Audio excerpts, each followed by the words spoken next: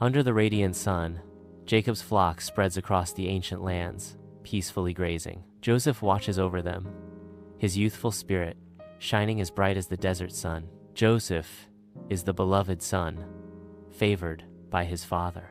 His joy reflects the pastoral harmony of Israel. Sunlight bathes Jacob's tent in a golden glow, illuminating the swirling dust motes that dance in the air. Jacob proudly presents a magnificent coat, its shimmering colors capturing the sunlight with every graceful movement. Jacob's smile radiates pure affection as his eyes, crinkled with warmth, lock onto Joseph. The tent fills with an unspoken bond, a silent testament to the deep love between them. Under the vast sky of pastoral Israel, Joseph's brothers stand as dark silhouettes against the sun-drenched hillside, their figures etched with simmering resentment. The vibrant green landscape serves as a stark backdrop to their dark emotions, each brother consumed by unspoken animosity.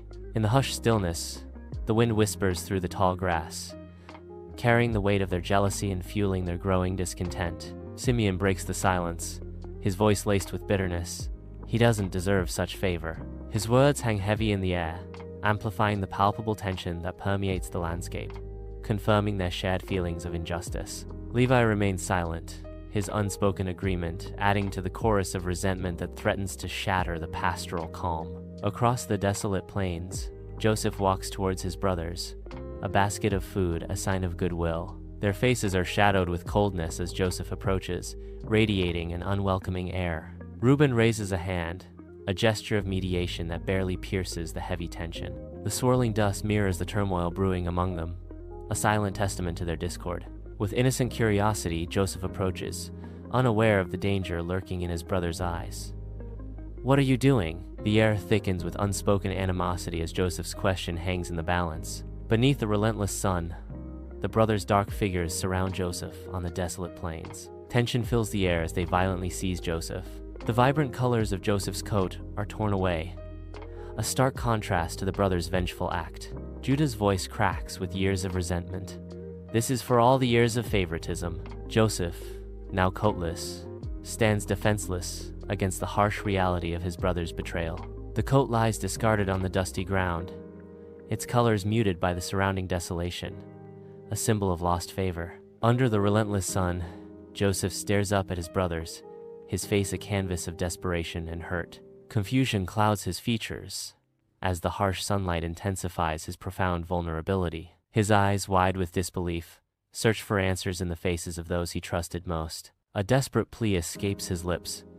"Why are you doing this to me?" His voice cracks with emotion, the weight of betrayal heavy in the air. The silence that follows amplifies his despair, the vast plains echoing his solitude. Joseph plummets into the abyss of a dark pit, the air rushing past as his fate takes a cruel turn. A heavy thud echoes as Joseph's body strikes the ground. The brothers loom above, their faces hidden in shadow, figures of silent judgment. Levi's cold decree rings out, "Let him rot." Joseph sits alone in the darkness of the pit, utterly isolated. A single ray of moonlight breaks through, illuminating Joseph's face, marked by tears. Despair grips Joseph as he cries out, "Father, where are you?" His voice echoes in the emptiness, a desperate plea in the silent night. The moonlight casts long shadows around him, amplifying his sense of abandonment. Joseph closes his eyes, the weight of his solitude pressing down on him. Dust devils swirl across the desolate trade route as the brothers look out at the horizon. In the distance, a caravan of Ishmaelites winds its way through the shimmering heat. Judah's face hardens as he proposes a dark plan. "Let's sell him into slavery. It's better than leaving him to die." The brothers stand silently. The weight of Judah's words hangs heavy in the air. Joseph is dragged from the pit, his clothes torn and dirty, marking the end of his old life. The Ishmaelites count out 20 pieces of silver, sealing Joseph's fate with cold, hard currency. Hands bound tightly, Joseph is forced to walk, each step taking him further from home. In Joseph's eyes, fear and resignation blend, a silent acceptance of a destiny he cannot control. Under the relentless sun of pastoral Israel, the brothers stand in a field, their expressions grim. They brutally soak Joseph's vibrant coat in goat's blood, staining its colors a morbid crimson. Their expressions harden into masks of sorrow as they prepare to deceive their father. Simeon holds up the bloody coat, his voice heavy with deceit. "We found this. Do you recognize it?"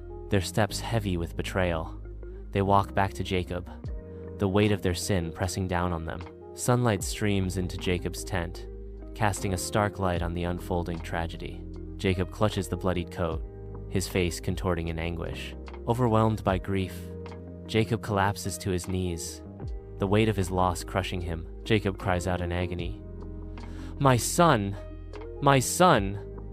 I am sure he has been torn to pieces!" Rachel rushes to Jacob's side, her face etched with deep concern as she witnesses his despair. The Egyptian market explodes with energy, a kaleidoscope of vendors, children, and intoxicating aromas. Amidst the chaos, Joseph's fate takes a cruel turn as he is sold to Potiphar, a stern Egyptian officer. The vibrant market fades into a blur as Joseph is led away, the memory of his homeland now a distant dream. The sounds of the market fade as Joseph begins to realize the gravity of his situation. Harsh treatment awaits Joseph. Sunlight floods into Potiphar's house, illuminating Joseph as he works with focused intensity.